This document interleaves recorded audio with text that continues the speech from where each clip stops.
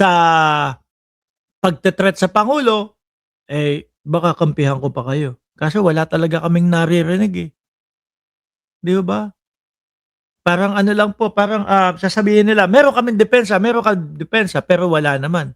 Sabi ni Erlinda Consuelo, akala ko 8 lang, gala may octopus, sobra pala, dami pumoprotekta kay Lustay. Hindi, 16 po ang kanilang ano, ang kanilang, 16 po ang kanilang lawyer, mga kababayan. Tsaka eto tingin ko ho, mga bossing, kasama ito sa mga itatanong ni Erwin Tulfo doon sa 18 Marites. Sabi ni Bad Boy ng Ilocos, "Wag Boss Mark, masisira lang ang buhay mo." Hindi, kung yan lang naman po ay maipagtanggol nila at mapatunayan nila na sila ay pinupolitika lang po ng gobyerno ni Pangulong Bongbong Marcos. Ano, yun lang po, no? Pero malabo. Hanggang ngayon nga po hindi nila maipaliwanag, eh. Tayo nag-aantay tayo, no? Nag-aantay tayo lalo pong lumalalim na tumatatak sa utak ng taong bayan na itong kampo ng Vice Presidente ay ano lang po, kumbaga, wala talagang depensa. Baka po guilty, mga bossing. Bakit? Eh kung may depensa yan, mga kababayan, panigurado ang tagal na po nilang ikinuwento at inilatag sa mamamayang Pilipino. Kasi magiging kakampi nila ang mamamayang Pilipino, eh. Pero wala, 'di po ba? Iwas, iwas, iwas. Ako po kapag kayong pinagbibintangan ako, ang gusto ko po hangga't maaari, tapusin yung problemang iyon. Hangga't maaari, maipaliwanag ko lahat agad-agad. Pero sila, hindi. Puro ano, paatras, paatras, paatras. Puro hindi nagpapaliwanag. At eto po, mga kababayan, nakikita ko, isa ito sa itatanong ni Erwin Tulfo. Kapag ka po umattend ang 18 Martes doon sa hearing ni Erwin Tulfo. Ano po?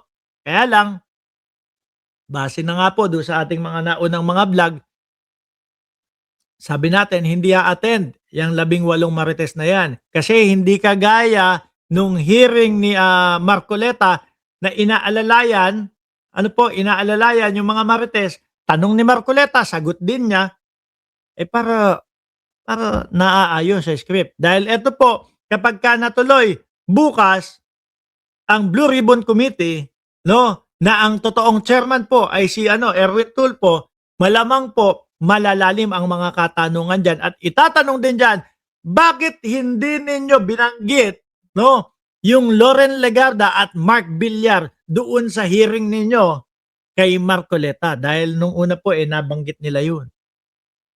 Oh, ngayon hindi. Eh baka po yun yung pinangho-hostage.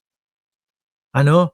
Baka ho yun ang pinangho-hostage, mga kababayan, ng kampo ni Peter Cayetano at Marcoleta para hindi umalis. So kapagka, sige umalis kayo dito sa amin, no? Iwan nyo kami dito sa block ko. Kapagka kayo umalis, sasabihin, babanggitin kayo nung 18 Marites na kasama kayo doon sa nakatanggap ng maleta. Baka, di po ba?